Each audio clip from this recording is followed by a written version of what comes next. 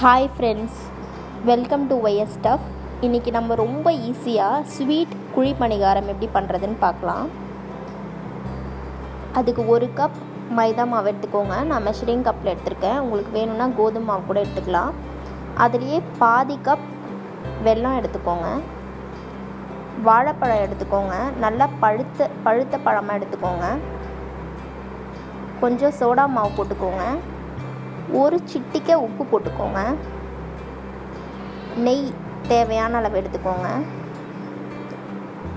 இது எல்லாத்தையும் கலந்து தோசை மாவு பதத்துக்கு கரைச்சிக்கோங்க.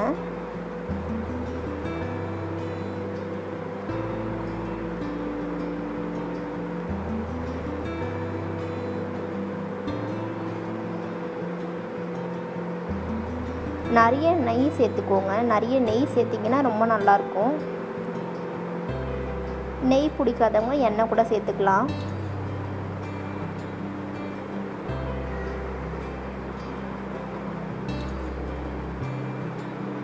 ஸ்வீட் ரொம்ப பிடிச்சவங்க 1/2 கப் இல்லைன்னா 1 கப்பு கூட சேர்த்துக்கலாம்.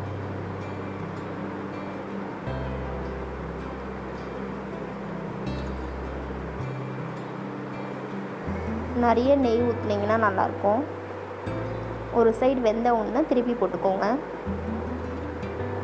இது ரொம்ப ரொம்ப ஈஸியாக பண்ணலாம். ஈவினிங் ஸ்நாக்ஸுக்கெலாம் சூப்பராக இருக்கும்.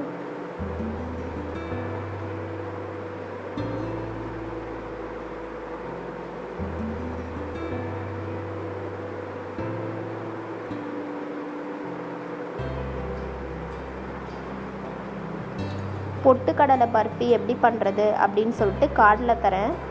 மேலே ஐ சிம்பிள், ஸ்க்ரீனில் மேலே ஐ சிம்பிள் போட்டிருக்கோம். அந்த ஐ சிம்பிள் தொட்டிங்கன்னா எப்படி பொட்டுக்கடலை பண்ணுறதுன்ட்டு நான் போட்டிருப்பேன். வீடியோ லிங்க் கொடுத்துருக்கேன். அதை பார்த்துக்கோங்க.